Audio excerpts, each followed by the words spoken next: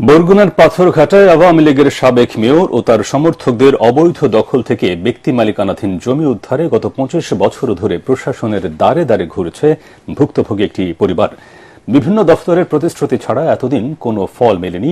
অবশেষে সরকার পতনের পর পাথরঘাটায় আওয়ামী লীগ নেতারা পালিয়ে যাওয়ায় প্রশাসনের উদ্যোগে জমি ফিরে পাবার আশা করছে হাসি বেগম ও তার পরিবার। বরগুনা থেকে মুস্তফা কাদেরের প্রতিবেদন, জানাচ্ছেন আশিকুর রহমান।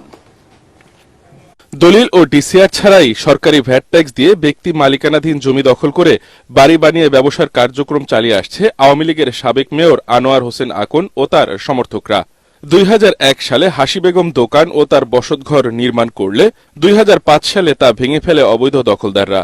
২০০৭ সালে তত্ত্বাবধায়ক সরকার মেয়র আনোয়ার সহ অবৈধ দখলদারদের বিরুদ্ধে উচ্ছেদের নোটিশ দিলেও অবৈধ স্থাপনা সরায়নি তারা। পরে মামলায় উচ্চ আদালত থেকে জমির মালিক হাসি বেগমের পক্ষে রায় আসে। তারা বলেন, বিগত ২৫ বছর ধরে তাদের জায়গায় অবৈধ স্থাপনা তৈরি করে ব্যবসা কার্যক্রম চালাচ্ছে দখলদাররা। রায় পেলেও জায়গা ফেরত পাননি তারা।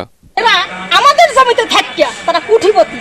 এই দর্শকদের কিভাবে আমরা উদ্ধার করতে পারি? দর্শকদের হাত পেতে বিভিন্ন মামলা মকদ্দমা দেয়, আমাদের পোলাপন বাইরে নামতে পারে না এগোজালায়। এদের কি উপায় আছে? আমাদের কোনো উপায় নাই। রাতের অন্ধকারে আরে সন্ত্রাসী বাহিনী, ভূমিদস্যু বাহিনী এই মহিলার ঘর রাতের অন্ধকারে ভাঙ্গে খালে ফালাই দিয়েছে।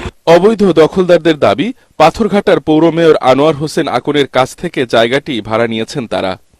মেয়র সাহেব আমার শ্বশুর, আবার আপন মামা। উনি দীর্ঘদিন ধরে এইখানে থাকে। তার দলিল আছে, না মিটিশন কইয়া ডিসিএফ করছে। কোনো ধরনের নোটিশও আসে না আমাদের কাছ থেকে। অবদাওয়া পানীয় কোনো নোটিশও করেনি এবং বলা হয়নি। আমরা শুনছি টিএম স্যারের চেষ্টা, তারা প্রতিবেদন দিয়েছে। ৫ আগস্টের পট পরিবর্তনের পর মুখ খুলতে শুরু করেছেন ভুক্তভোগী হাসি বেগম সহ ও তার পরিবার।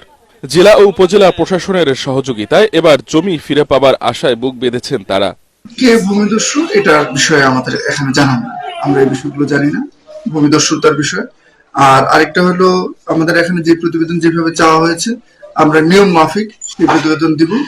পাথরঘাটায় পানি উন্নয়ন বোর্ডের অধিগ্রহণ করা জমিতে সকল অবৈধ দখলদার উচ্ছেদে জেলা প্রশাসকের কার্যালয়ে প্রস্তাব পাঠানো হয়েছে বলে জানান উপজেলা নির্বাহী প্রকৌশলী। এইটা আমাদের পানি উন্নয়ন বোর্ডের জমি, সেটা নিয়ে আমাদের কনসার্ন। ব্যক্তি মালিকের যে জমি, যার জমি সে তার বিষয়টা, এটা আমাদের কনসার্ন না।